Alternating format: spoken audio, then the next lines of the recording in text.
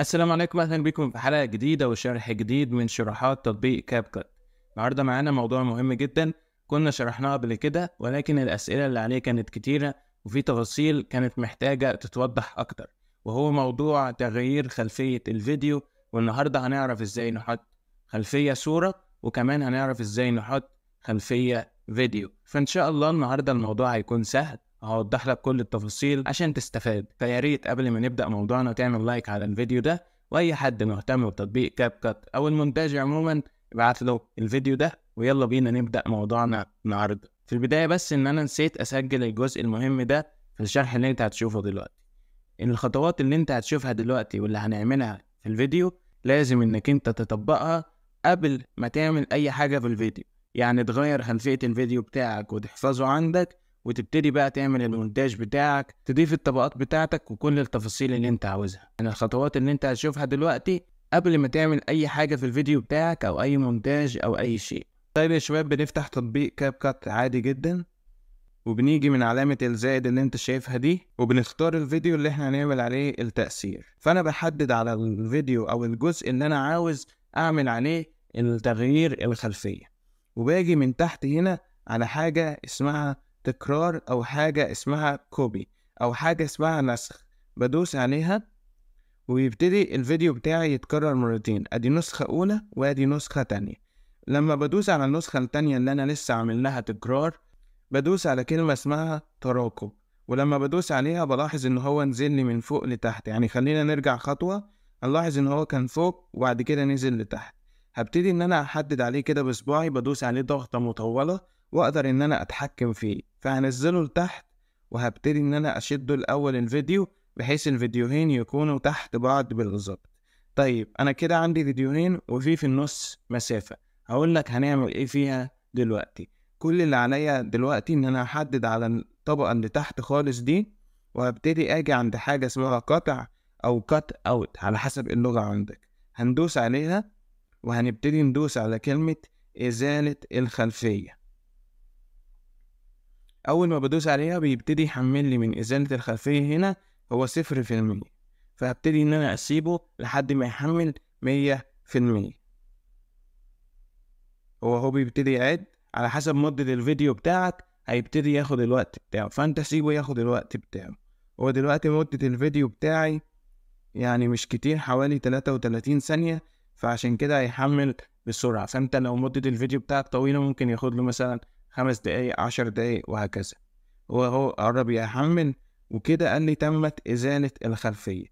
طيب انا دلوقتي هدوس على علامة الصح. انت دلوقتي مش شايف ان الخلفية اتشالت لان الطبقتين يعني تحت بعض فوق بعض بالظبط. ولكن لو حبيت اقولك ان انا لو شديت الفيديو ده في الحتة الفاضية دي وجيت عندها هنا، الاحظ ان الخلفية اللي ورايا بقت سودة، ما بقاش فاضل غير الشخص بتاعي.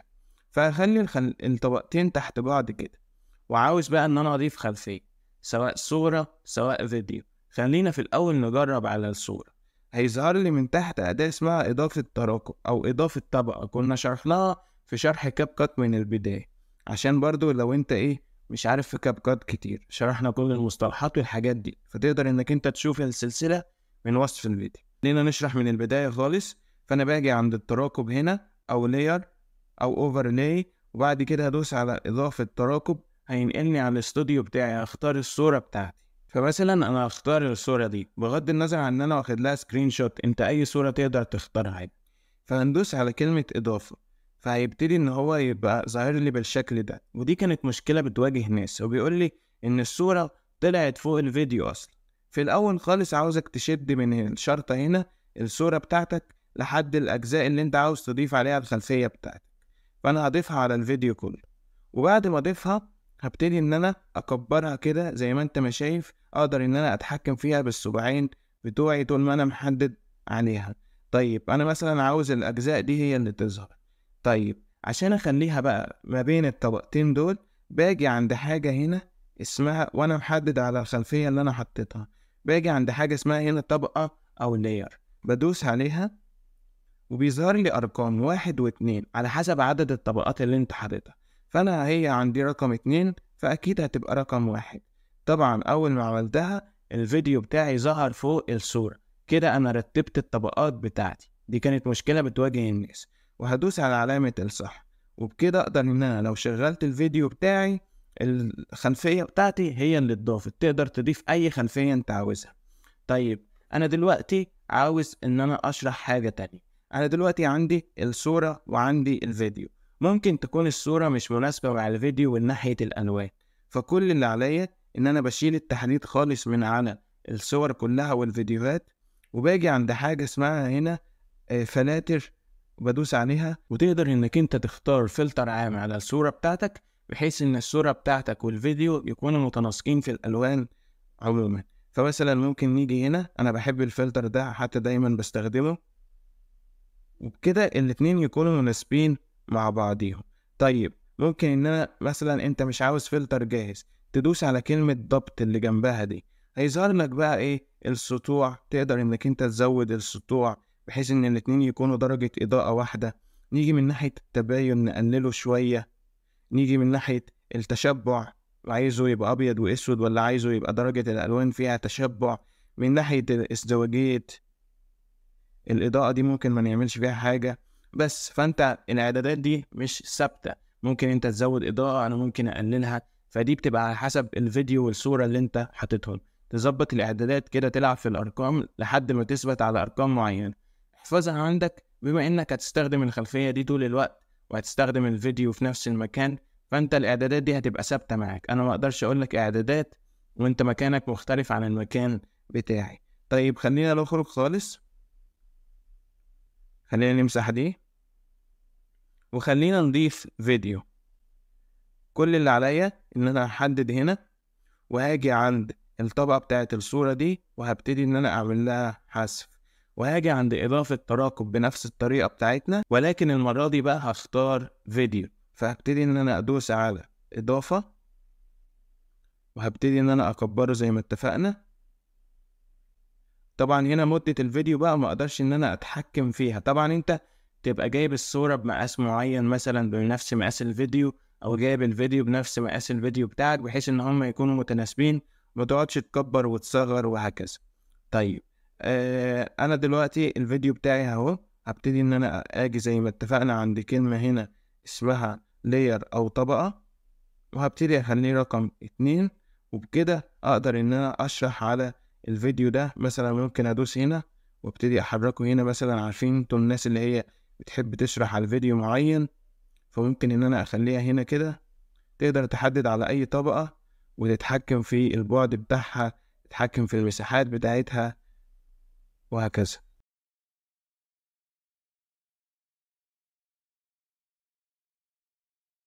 وبكده تقدر انك انت بقى تظبط الالوان او تحط فلتر على الفيديو بتاعك بحيث يكونوا متناسقين مع بعض، وكل حاجة هتبقى مناسبة. طيب عاوز اشرح لك طريقة كمان.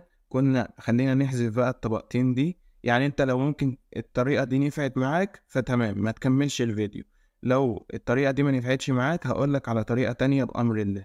لو جيت عند نفس الأداة بتاعة قطع أو قط أوت، بقدر إن أنا من كلمة إزالة الخلفية، طبعا مش هدوس على اي حاجة، هسيبه يحمل لحد ما يشيل لي الخلفية. هنا بما ان انا شلته قبل كده فازالة الخلفية هتكون بشكل سريع جدا. وهبتدي ان انا ادوس على منحنيات تحديد القطع، ودي لو انا زي ما قلنا عندنا حواف على الشخصية بتاعتي. فلو انا دوست عليها كده زي ما انت ما شايف، بقدر ان انا اعمل حواف كده على الشخصية بتاعتي تكون بشكل معين. زي الظل ده مثلا، تقدر تغير الشكل بتاعه ابيض، رمادي، احمر، الشكل اللي انت عاوزه. ممكن نعمله بالنقط دي، ممكن ان احنا نعمل مسافة نوسعه كده. ممكن انت تستخدم الحاجات دي في الانترو، الحاجات دي. بس فمثلا انا اخترت دي، وهبتدي ان انا ادوس على علامة الصح، وخلينا نضيف طبقة مثلا الصورة دي. وهبتدي ان انا اجي عند حاجة اسمها هنا طبقة، وهبتدي اخليها رقم 1. دوس على علامة الصح،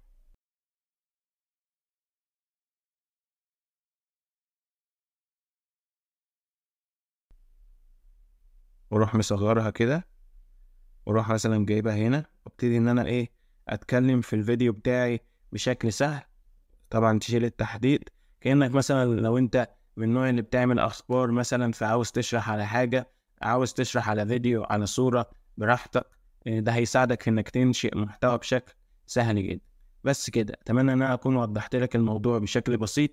لو احتجت اي مساعدة تقدر تكتب لي في الكومنتات وانا هرد عليك بأمر الله في الفيديو ده. هتلاقي في وصف الفيديو لينك فيه شرح كاب كات من البداية، كل الادوات بالتفصيل. اتمنى انك انت تتفرج عليها. انا اخوك يحيى، متنساش بقى تعمل لايك، والسلام عليكم ورحمة الله وبركاته.